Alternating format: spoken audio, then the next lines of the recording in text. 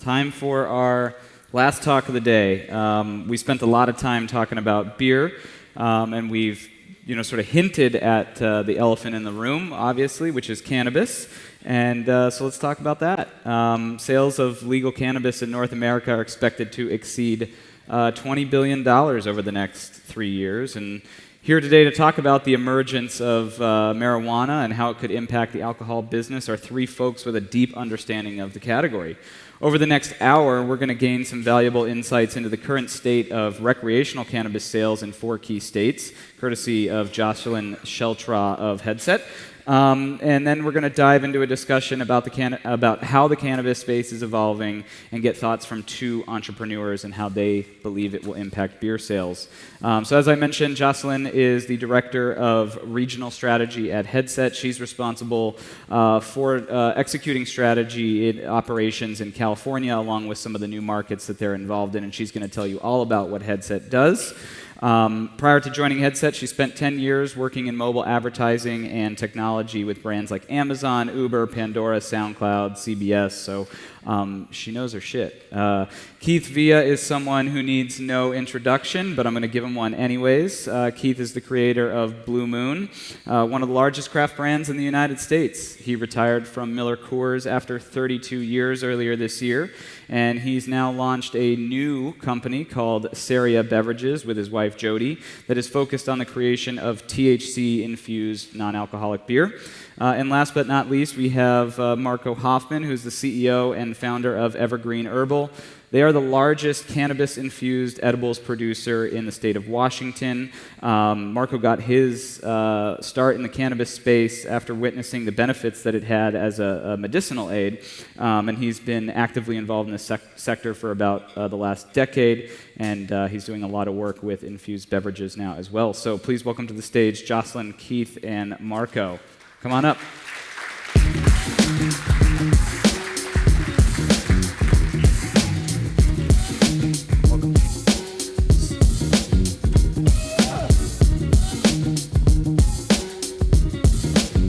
I'll give you this, Jocelyn. I'll give you this. Am I? Oh. Yeah. So Jocelyn's going to present some stuff while we hang out here, and I think you have a presentation.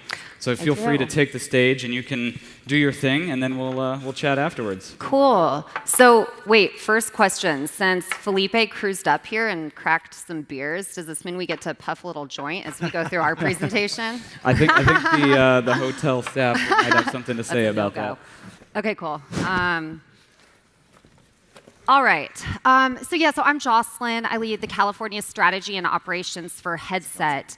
And Headset is a data and insights company that was started by the founders of Leafly 3 years ago. And what we do is provide market-level intelligence to the cannabis industry by aggregating and analyzing transaction data that's coming from POS systems within dispensaries. So today I'm going to talk about what we're seeing in legalized markets in California, Colorado, Nevada, and Washington. And I'll dive a little bit deeper into the beverage category. So probably not surprising to any of us in this room, cannabis sales month over month are continuing to grow. Colorado is slated to end the year at about $1.5 billion in sales. Washington at $1 billion, California $750 million, Nevada not far behind at $500 million. But what's really remarkable about this is that the compound annual growth rates within Colorado and Washington are at 24%. And so by contrast, the beer industry in these markets have been growing in the low single digits. So it's pretty remarkable. The landscape has changed pretty dramatically since 2014. In 2014, when Colorado and Washington were first legalized, within their first 6 months, we saw that over 3/4 of sales were going to flower. Whereas today, in 2018, as product and technology has improved, there's more diversity within product, we're seeing that less than 50% of the market is made up in flower. If you think about walking into a dispensary today, you are greeted with a wide variety of products. The average dispensary has over 1,000 different product SKUs, so there's a lot more reasons that people are wanting to consume cannabis outside of just an inebriation effect. What's been pretty surprising to us has been the growth in the non-inhalables market. It's similar. Cannabis can be similar to beer in that consumers are using it to be inebriated. However, the recreational market for CBD-only products is at 10%. So if you are considering moving into this space and creating an infused product, you really need to be thinking about the reasons that people are consuming, because they're consuming for reasons outside of just that inebriation effect. And when we're looking at this, the areas of growth or the categories of growth, it's really coming from tinctures, sublinguals, topicals, edibles, and beverage. But again, flower has been on the decline, and we're seeing that happening consistently year over year.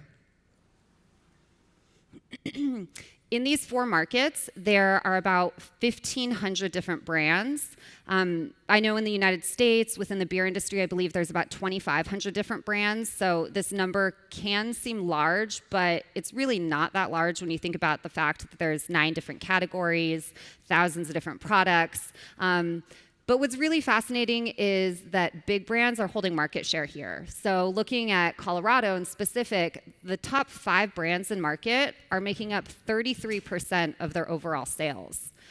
In California, we see that the bottom 200 brands are making up only 6% of sales. So it's pretty wild. That leaves an incredible amount of opportunity in a rather young space. So looking deeper at the beverage category, again, not surprising, we are seeing month-over-month growth in Colorado, Nevada, and Washington. California being the outlier, only in that it's a pretty volatile market right now in California. There's been a lot of changes with policy and regulation.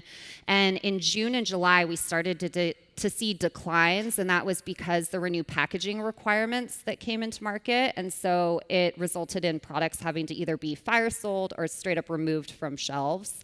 So we have seen a decline. But we're looking at about $4 million per month in all of these markets combined for beverage specifically. So not surprising, beverages are gaining market share.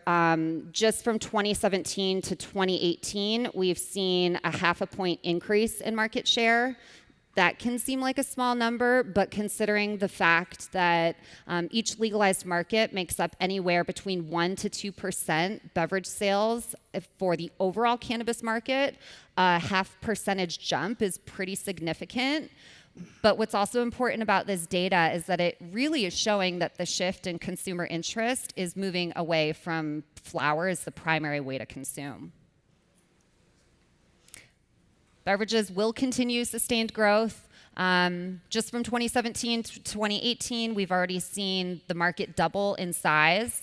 I think it's really fascinating to look at projections for 2021, and in Washington and Colorado, we're seeing that those markets are going to hit almost $50 million a year in sales.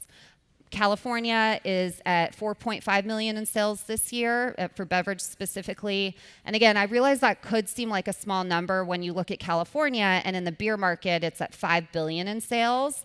But by 2020 within California, it is projected that cannabis sales will surpass beer sales. To be clear, that is not cannabis beverage sales, that is the overall cannabis market sales. So if you are thinking about creating a cannabis-infused beverage, now truly is the time to do it. There are less than 100 brands in market today. That is incredible. But what's even more fascinating to me is that of all of these 100 brands, it's really 2 brands in each market that are making up majority of those sales. So in in Nevada, it's 2 brands that are making up over 2/3 of all sales. California is a little bit less concentrated. We're seeing that the top 5 brands are making up 75% of sales. But really what this is telling you is that now is the time to be looking at this, because it is a concentrated market, but year over year we're seeing less concentration. So consumers are interested in trying new brands. So who is the cannabis consumer? Quite a diverse set. What we have found is that the average consumer is visiting a dispensary 5.5 times per year, and 20% of those consumers visit a dispensary once a month. We have found that the average basket size is around $51, which by comparison to the grocery and alcohol space, those basket sizes tend to be around $20 to $40. This is pretty large. We found that 13% of consumers purchase non-inhalable products only. Those consumers tend to be a little bit older in age, and they are most interested in trying beverages and edibles. We also found that over 5% of consumers have purchased at least one beverage in the last year. Again, that may seem like a small number, but considering the fact that each market makes up 1% to 2% of beverage sales in overall cannabis sales, it's a significant number. Lastly on this, we found that the average basket size the average size that a consumer spends within cannabis in a year is $375. And by comparison to beer, wine, spirits, and mixers, the average American household is spending $435. So this is coming up close in comparison. We found originally when recreational was legalized that majority of the market was made up of millennials, but as time has passed, older adults are coming into the market, and today we're seeing that less than half of the market is made up of millennials. We've also found that men make up 66% of total sales in market, and depending on each state, women will fall between 29 and 35%. We partnered with our friends at Nielsen, and they conducted a survey to 43,000 different American households. And they were really interested in understanding of people who were interested in consuming cannabis, what percentage over the next 12-month period would be interested in consuming cannabis. And so I'm going to consult a few notes here, if you don't mind. So what they found is that those who are interested in consuming cannabis are far more likely to drink beer. That's 55% versus 48% of the US average. With regards to different subtypes of beer, domestic still maintains the highest penetration among those that are interested in cannabis. But with that said, cannabis-interested adults also have strong affinity for imports and craft beers. They're around 20% more likely than the average US adult to have craft and imported beers on hand. And women were also 20% more likely to have craft and imported beers within their households. From the same survey, Nielsen found that beer drinkers and cannabis enthusiasts were interested in trying edibles, pre-rolls, and dried flower formats. Beverages were still an interesting category, and though they were not the highest of categories, 40% is extremely high. And I think that this number is going to continue to grow as more drinkable formats enter the market, and really a strong marketing behind those formats comes into play. I think it's really important that consumers understand beverages better. When beverages were first introduced to the market, they were in these multi-single format beverages, meaning one beverage could contain anywhere from 50 to 100 milligrams of THC. You would consume this beverage over a 4-day period, and now we're seeing that interest in single serving beverages, so one beverage that you can consume socially over, a several-hour period that can contain anywhere from, 2.5 milligrams to 10 milligrams tends to be very interesting. Also from this same survey that Nielsen conducted, they asked all of these adults what they would be most interested in consuming and during which occasions. And so what they found is that cannabis-interested beer drinkers prefer beer to some occasions versus cannabis. And some of those events were sporting events in particular, as well as house parties. We see that 42% of those cannabis-interested beer drinkers would still prefer to drink beer as opposed to cannabis at a sporting event. So with all this said, beverages aren't necessarily going to change the way that we consume cannabis, but I think all of this data is showing that consumers are really interested in trying new products. Flower is certainly diminishing, and so it really leaves an incredible opportunity for any cannabis entrepreneurs to come in and create new products and market, because consumers are here and wanting to try those now. Awesome. Thank you very much. Round of applause.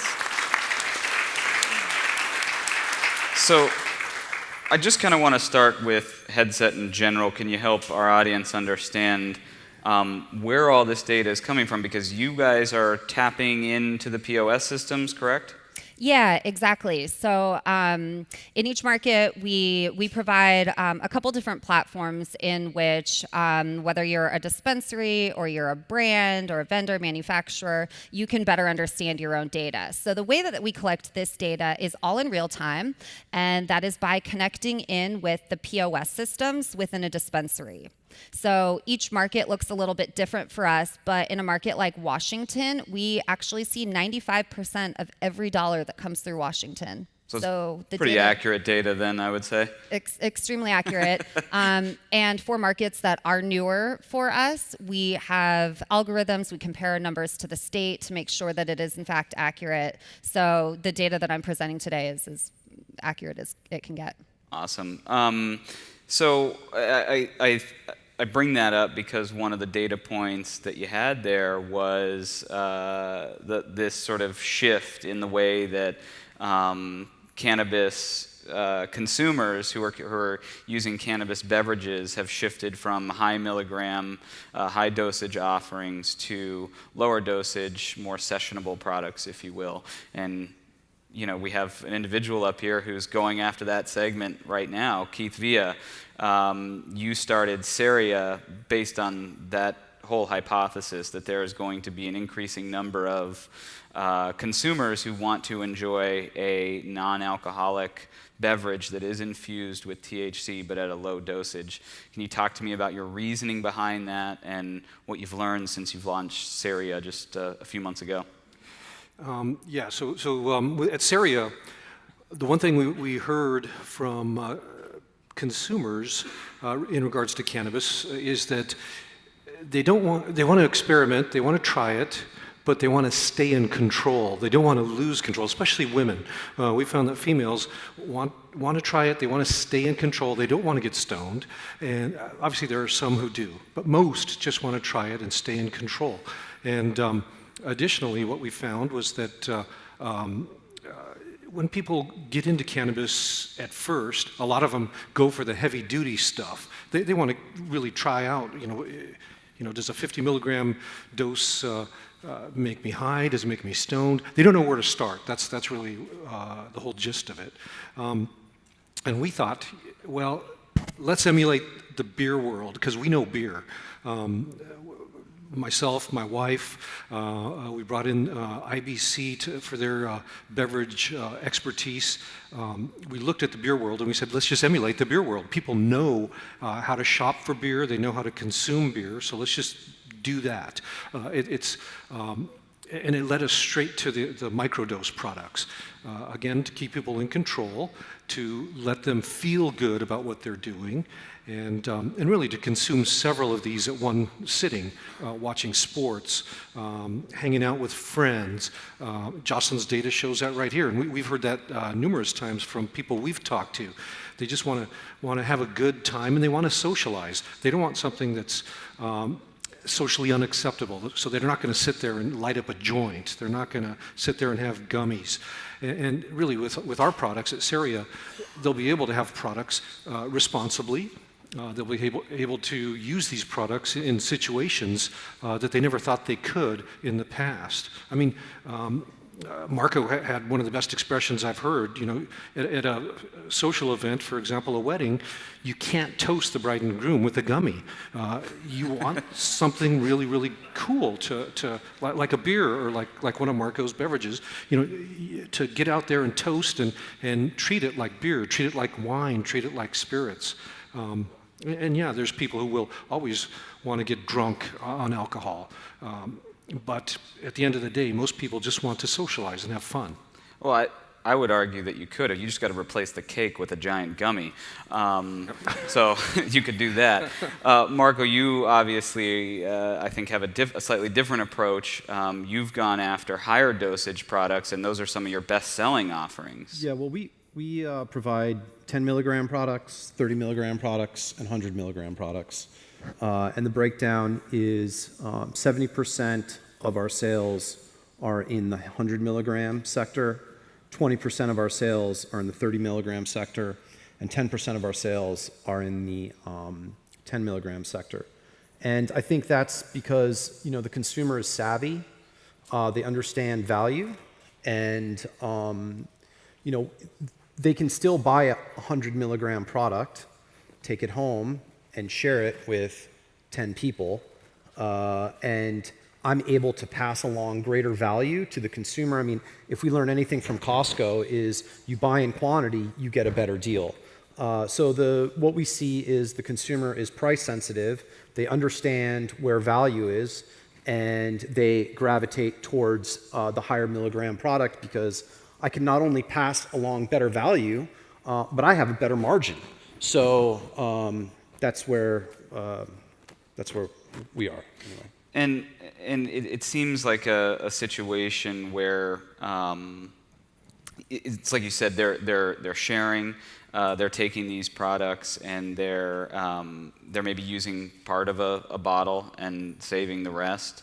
Long term, how viable is that as a strategy for a cannabis company that's looking, or any company that's looking at the beverage, THC-infused beverage space, to differentiate between low dosage, high dosage? How do you make sense of it? Well, I think it's about having a portfolio strategy and having different products for different consumers. I mean, I see the consumer that is consuming 100 milligrams as going back to the store a lot more often than the consumer that's sticking their toe in the water for the first time, trying a 10 milligram product and maybe coming back a month later. So for those, it's not just higher volume of milligrams per unit, it's faster turnover of those of that product line. So I mean, it's and I believe that the industry will one day will be predominant 10 milligram products, but today, at least what we see is that it's a larger milligram. That might be where you sort of agree, Keith, is that long term you see the future of cannabis-infused beverages skewing towards these smaller dosage products or lower dosage products. Long term, and I think we're starting to see it now, because I think Jocelyn had some data showing that the sales of the top 10 beverages in California with cannabis, the majority of those were 10 or less. In fact, the top 3, I think, were like 2.5 or 3. And that really jives perfectly with the data that we've seen, because in Colorado, we use a different company, BDS Analytics, but it's basically saying the same thing, that sales of these high milligram products are not where they were just 6 months ago or a year ago. It's the microdose products that are coming on strong. And I think it goes to the point that there hasn't been something like that in the market to really show people what's possible, because consumers, they don't know what they don't know. So if there's nothing out there except products that are 100 milligram, that's, to them, that's the category. But once they see the advent of products that are microdosed, that's when you'll see it really start to take off. Yeah.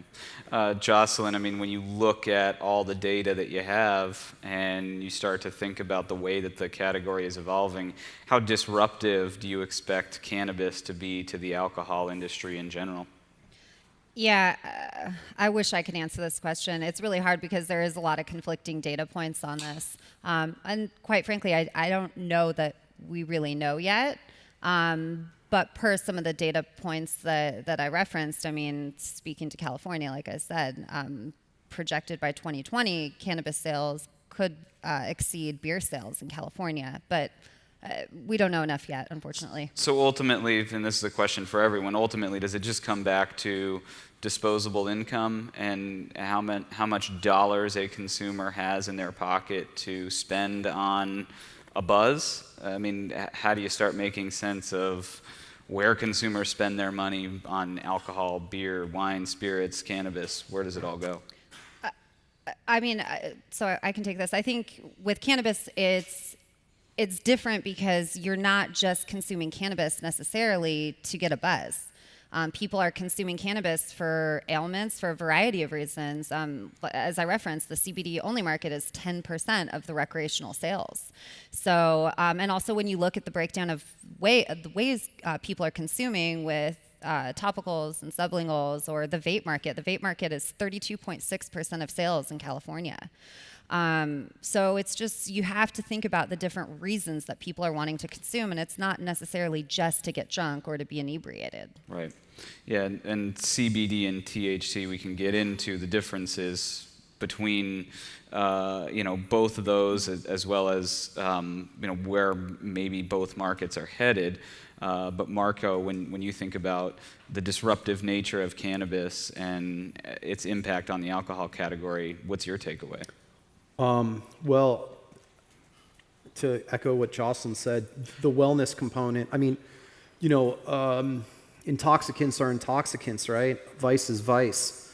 But where the wild card with cannabis is this wellness component. I mean, whether it's my own personal story or, tons of other people in the industry or consumers that are gravitating toward cannabis, I mean, as much as I love beer and wine, I've never heard anybody say, hey, that bottle of Bordeaux saved my life, or, I was addicted to opioids and this beer helped me break this addiction pattern. It's just, that's the real kind of one-upsmanship and that's the disruptor factor.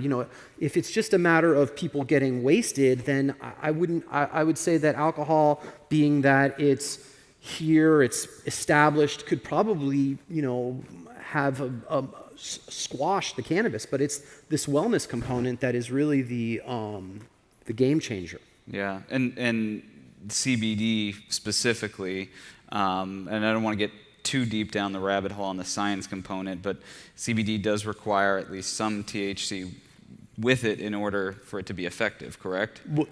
To be most effective, yes.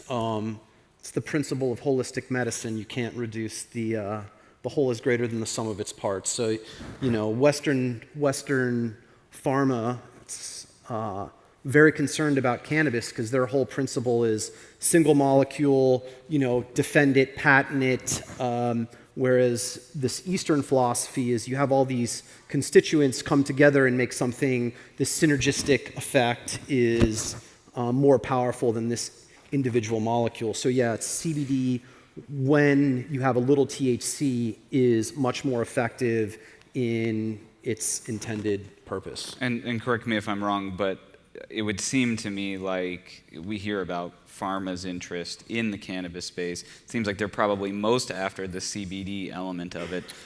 I think that, it's a misnomer to think, a lot of people think CBD is therapeutic and THC, because that's the part that gives you the buzz, is recreational. That's actually a fallacy.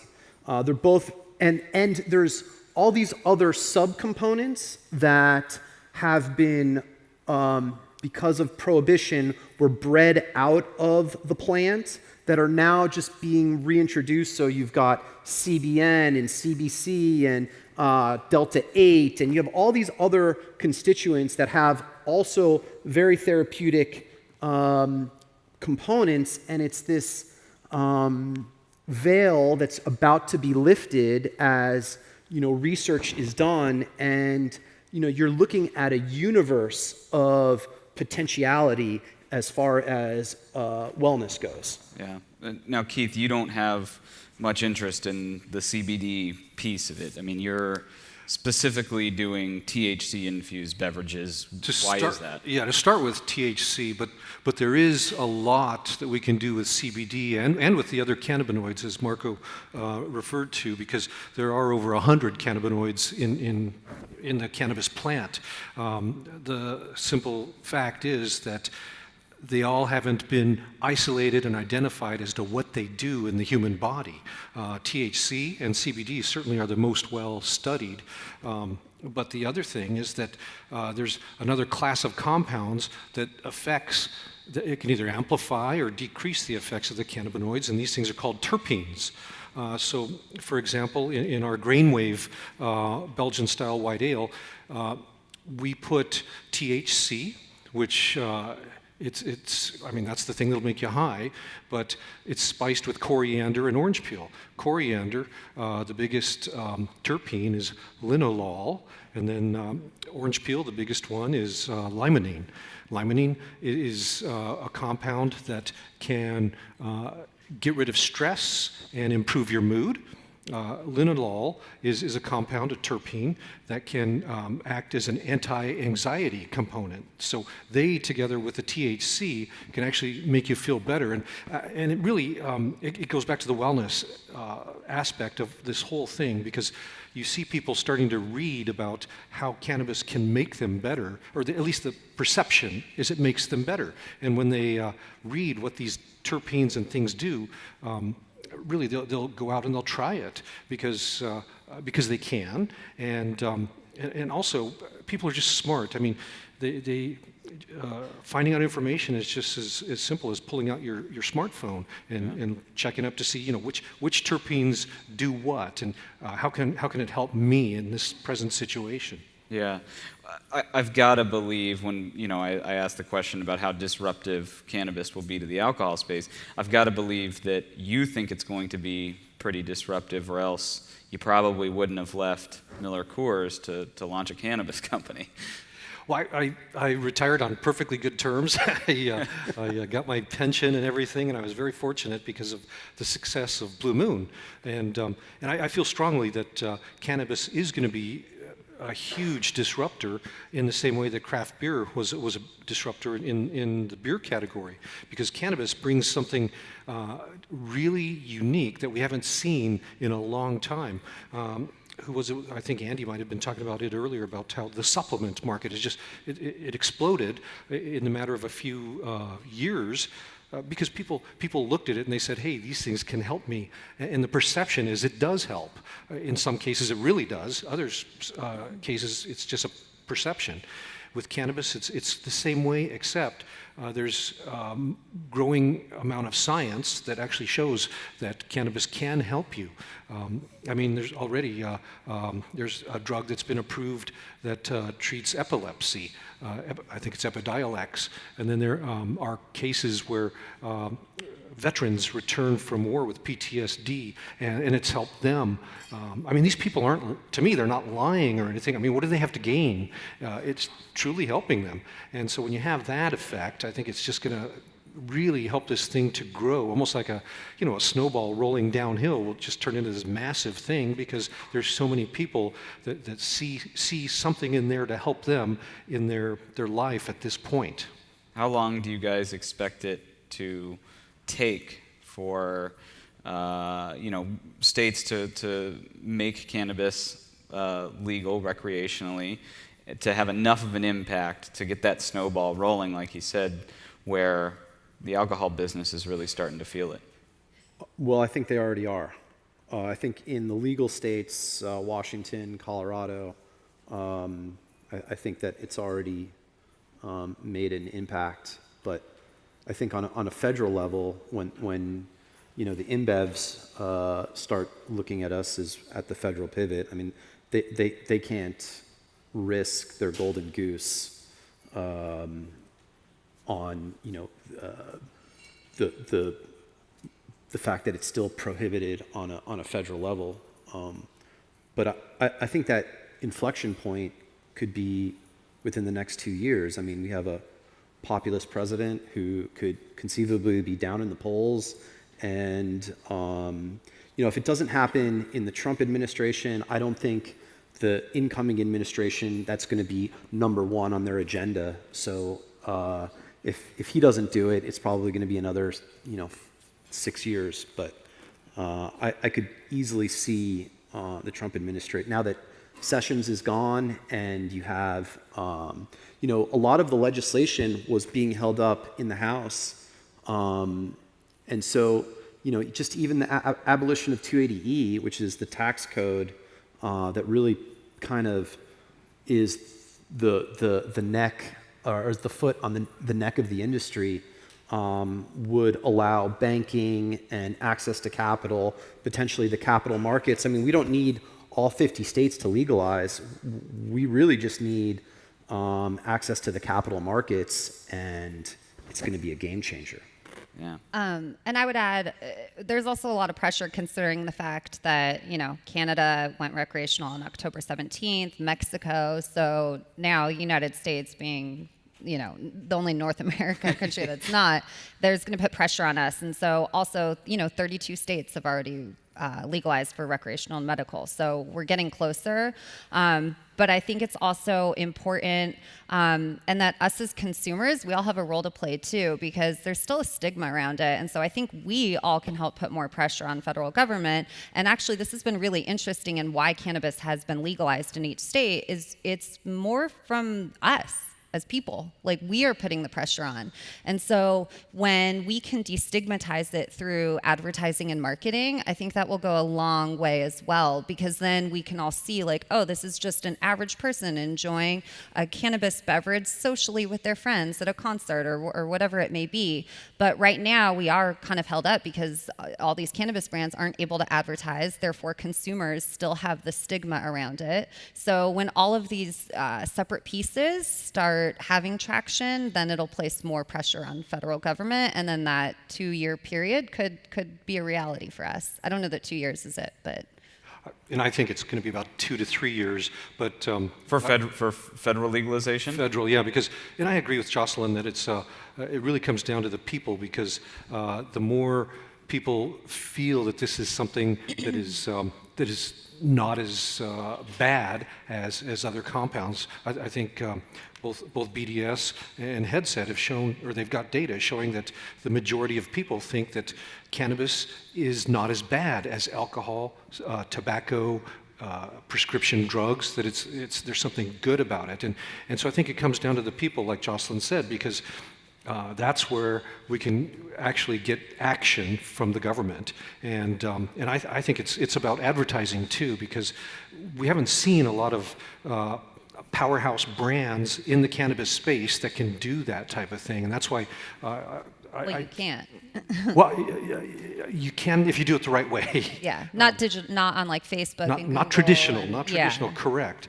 But I think, in my view, CERIA, we're setting it up to be a powerhouse brand, because in the beer world, you've got powerhouse brands. I mean, even high schoolers have heard of Budweiser, they've heard of Corona, they've heard of Coors, Miller, these brands that are just big and powerful. And you don't see that in the cannabis space. We're trying to build that.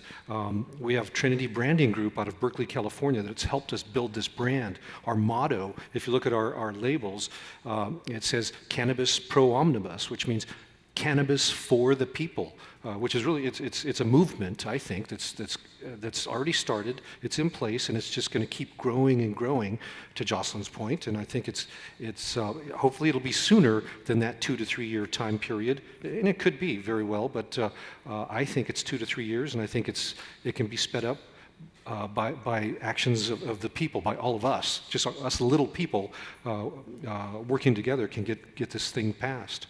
Yeah, Keith, you mentioned the branding component of it, and I want to kind of drill down into the types of products and the types of brands that you guys see as being successful long term. What types of products will consumers be looking to purchase as the space continues to evolve, and what will those brands look like? What will they feel like, and how many companies will exist? I mean, ultimately, how is the market share in the cannabis space going to be divided? Personally, I think that it comes down to people realizing that certain elements of cannabis fit into their lifestyle in a certain way, just like beers. Different beers fit in different ways. Craft beer, that's usually something that people pick up to enjoy with friends socially and with dinner or something like that. Light beers, there's always going to be a space for light beers. I think that's with sporting events, because you could drink a lot of it. I think it's probably going to look like that in the cannabis space. You'll see products that address certain needs that people have. We're starting to see it already with CBD. People say, "Oh, I need a tincture of CBD to help me sleep at night," or "I need this for that reason. And I think you're going to see it split up like that, need states. And certainly if you look at data from Headset and from BDS, you see that people, they have this mentality already that if there's a need state, there's something in cannabis that can address it.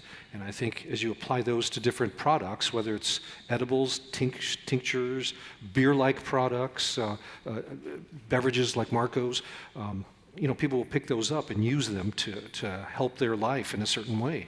Yeah, and you showed some data that showed how or reflected how that's changing. How rapid will that change occur? As consumers start to figure out what they want. Well, I mean, if we just look at what's happened in the last 4 years, it's happening at a pretty dramatic rate. I mean, like I was saying, like 3/4 of sales were 4 years ago were at flower, and whereas now it's less than 50%.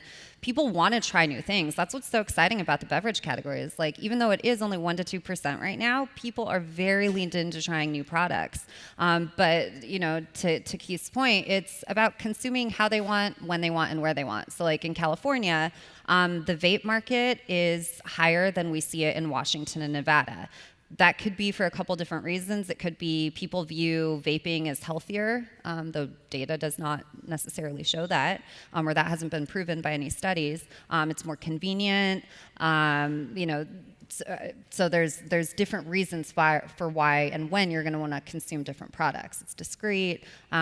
I personally think flower will have a resurgence. I think people right now are super leaned into trying new things because it's new and it's a hot thing to try right now.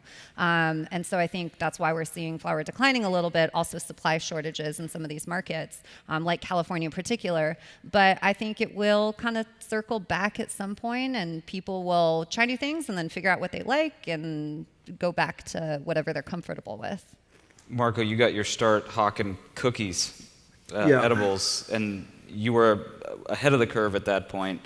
Yeah. And people thought you were nuts that the business would develop towards edibles. Yeah, but you weren't. I was one of the first people to put a brand on an edible because back then a brand would end up as Exhibit A and you'd be in a courtroom.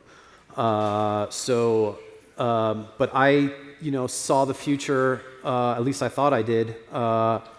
Goodness, there's been some bumps in the road, though. I see I think of, that Darwinistic kind of diagram of like the man with like the tool and, the Cro-Magnon man and the chimp. And I see, the alcohol industry as as the fully developed man, and the cannabis industry is still yet an amoeba. It's not even a chimp yet. But there's going to be the fact that the coming of age of the cannabis industry is happening now. The one thing you all have to understand is that cannabis is treated like plutonium. So we have to track every single milligram from the point of source all the way to the point of sale. And this is incredibly cumbersome and heavy. But the benefit of that is that we have this amazing data sets. I mean, incredible data sets. In fact, all of you in this room at the end of this conference should be talking to her about how Headset can help your business of beer, because what she has is such an incredible, powerful tool, and it can be implemented into any industry. So this coming of age of cannabis is happening at the same time that you have this data, information, technology kind of coming of age as well. And so in real time, by the way. Right, within 24 hours, I can see every single one of my retailers. I know exactly how many SKUs of mine they sold that day. And I know exactly how many products to put on my truck tomorrow to replenish them the next day. I mean, it's incredible. And so what I see in the next 5 years from a technology standpoint is that the cannabis industry, because the alcohol industry is encumbered by tradition and it's old, you're going to have this emergence of this cannabis industry that technology is getting forced upon us because the regulators are so scared of it that the net result of that is that we have access to amazing data. So it makes you better operators in a sense. Exactly. Maybe I can elaborate on what you're saying about being able to see your inventory, because this is one of the really important things about what's happening in terms of not just like automating or using technology within cannabis, because this really hasn't been done before. But what Marco's referring to is with one of our platforms, you're able to see where your inventory is at within any dispensary that allows you sharing that access. So you can, instead of tracking everything through like pen and paper and Excel docs like it once was, and your salesperson is having to call up a dispensary and be like, how much product do I have left? Do you guys need to re-up? Now that's all automated through technology. So we're able to show your inventory levels within a dispensary, so your sales team knows like, okay, we need to, have this many days left of stock. We better call them and get our product back in their store. So it's really helped bridging this communication gap that had been existing within the cannabis industry for so long, and now it's everything is done in real time, and you can make these quick decisions on the fly. Yeah. Even for innovation, like what products is the consumer gravitating towards? You have you can spot trends so quickly. I mean, it's extremely powerful. Extremely powerful. And that seems like the most disruptive part about the way that the cannabis space is evolving when you think about it compared to alcohol. You guys are able to be more nimble and react quicker to possible trends and sort of pivot on a dime, whereas right now in the alcohol space, in the beer world, it might be weeks or months before you're able to introduce a new product or replenish the supply chain, whatever it is. Keith, as you set out on this new journey now, what are you going to take from all of your time in the beer space, and what are you still trying to learn from the cannabis world, and how are you putting them together to create a powerful brand like you want to create? Well, I think, having spent 32 years in the beer industry, it's long enough to learn, a lot of different things. And the beer industry, the alcohol industry is really, it's complex, it's big, it's established. The cannabis industry is so new, so small and nimble and evolving. Alcohol, you've got the three-tier system. Cannabis industry right now is, for the most part, two-tier. And from my perspective, I think there's a lot to learn in regards to how we get this thing established and going. And I think there's a need for distributors, a three-tier system. Number one, because it will help to legitimize this industry. It'll help to, like with product recalls. I mean, Boston Beer, Constellation. I mean, they've almost everybody has experienced a product recall, and the distributor network is set up so they can get out there and pull back product almost immediately. They know where every case is located in their market. Whereas in a two-tier system, that's kind of tough. If you have, 800, 900 dispensaries and you're a little shop, it's like, oh boy, where do I start? Whereas distributors, they know how to do that. And then the other thing is just the financial record keeping. Distributors help the government to keep tabs on anybody out there that's doing any kind of creative accounting. If there's a new nightclub that pops up, all of a sudden, wow! And all of a sudden, the nightclub has record sales, but they're not paying taxes. All the government has to do is ask the distributor for their sales records and kind of compare and see if things are matching up. And if they're not, they'll do a deep dive and say, why is this not matching up? And they could do that in the cannabis side too right now. So I think there's a lot to learn from alcohol and apply it to the cannabis world to make it legitimate, to make it successful, and really to allow people to enjoy it in a real socially responsible way. So that's where we are, and I think there's just so much upside in the cannabis space right now. It's and again, I go back to the fact that I was 32 years in the alcohol world. I'm new on the cannabis side, although I've been doing experiments for the last 4 years since it's been recreationally legal.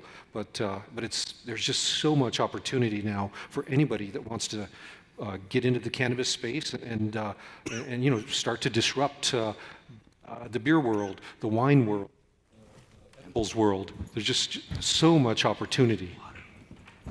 Yeah, I think Marco needs a glass of water, or maybe an edible. I don't know. Yeah. So you talk about this potential need to establish a three-tier system, and I think that the way that the cannabis space is structured right now, it enables a lot of vertical integration.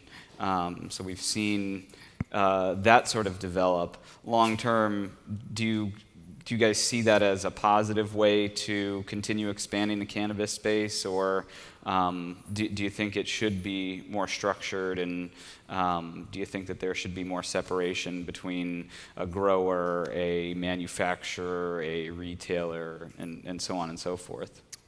I think the three-tiered system is going to prevail in the cannabis industry.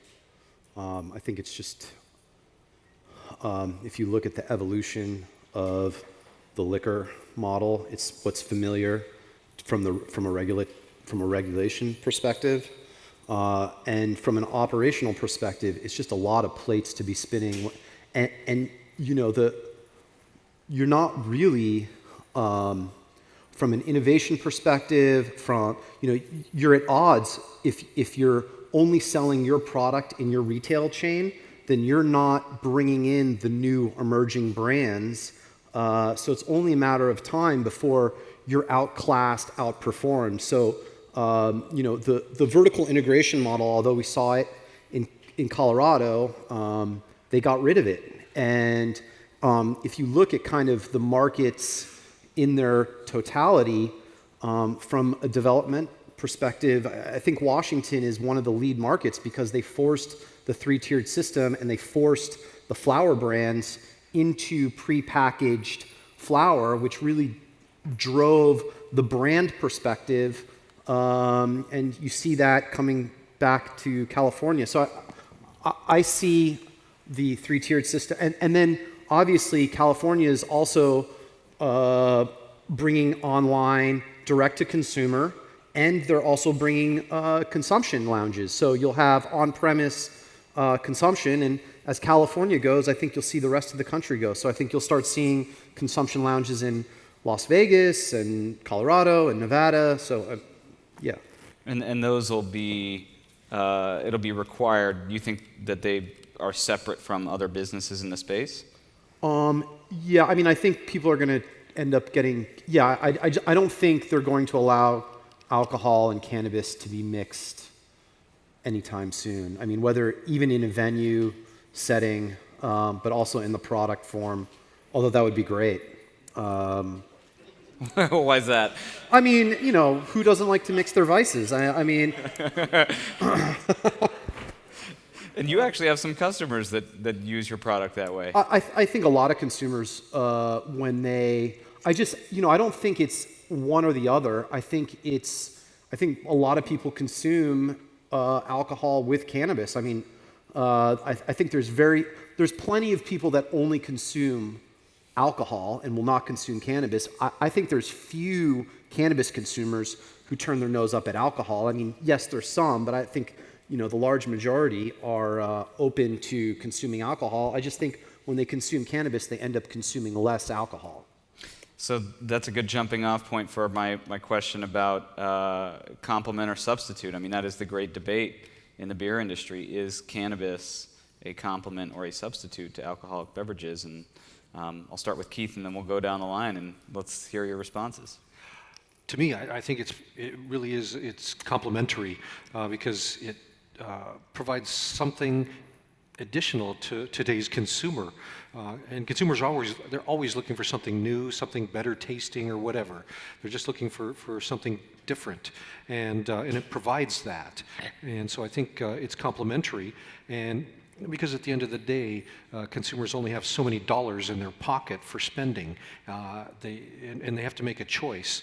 But it's complementary. I think if we're talking substituting out, then that's where the debate can begin. But we don't think it's that. We think that it's complementary, and that with CERIA we're providing consumers a true alternative to alcohol if they choose that.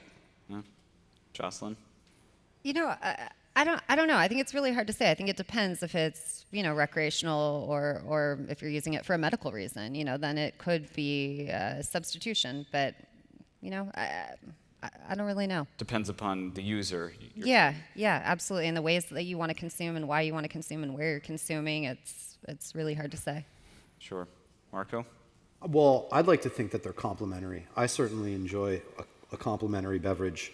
But I agree with Jocelyn. I think that if you're using, a fifth of whiskey to medicate, then you're probably going to, probably should put down that fifth of whiskey and pick up a tincture. And you'll be a lot better off for it. Then we wouldn't have country music, so. All right, well, that's going to be my best joke of the conference, so I'll end there. Thank you guys very much. What an honor to be here. Thank you so much. Thank you. Thank you, Chris.